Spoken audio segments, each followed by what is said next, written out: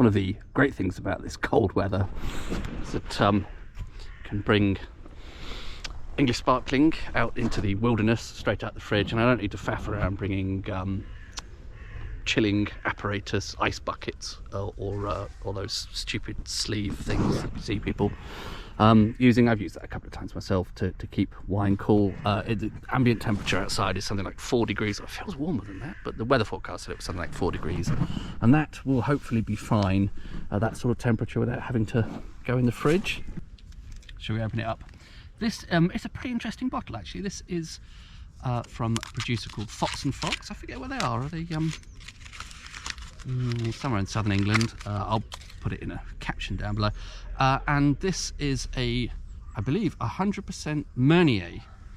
Now then, those of you familiar with traditional method sparkling wine, champagne in the night, will know that typically it's a blend of Chardonnay, Pinot Noir and Pinot Meunier, with the third one there usually just being in tiny quantities, if at all.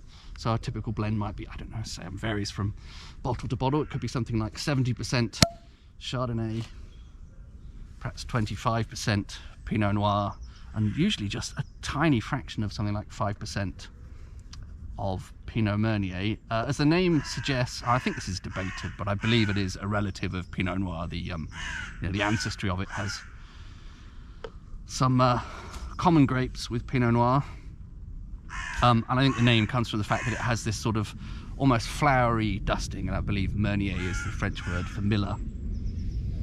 So one of the great things about English sparkling wine is their ability to just be a lot more, or willingness and or ability, because of the lack of regulation, to just be a lot more experimental. So perhaps this exists in champagne, I don't know, but I don't think I've ever seen a champagne that's made with 100% Pinot Meunier. You sometimes get Blanc de Blanc, 100% Chardonnay, or Blanc de Noir, which would be 100% Pinot Noir and Pinot Meunier, could be just Pinot Noir.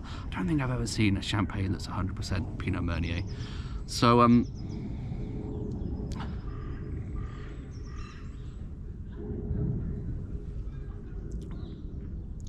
that's really interesting. It's got this sort of as you'd hope from something that's more on the Pinot side rather than the Chardonnay side. It's got this kind of stone fruit character. It's slightly plummy, it's slightly sort of hedgerow fruits.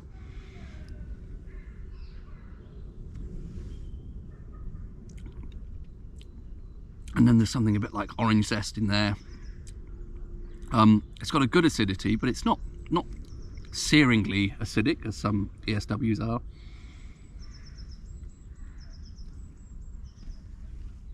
And a really nice texture. The bubbles feel fantastic on the tongue. It's a 2014, and it's been aged on the lees, it says, for about 3 years, 34 months.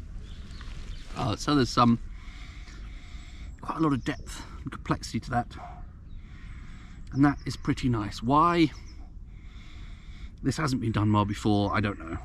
What is it about Pinot Meunier that other winemakers don't want to showcase?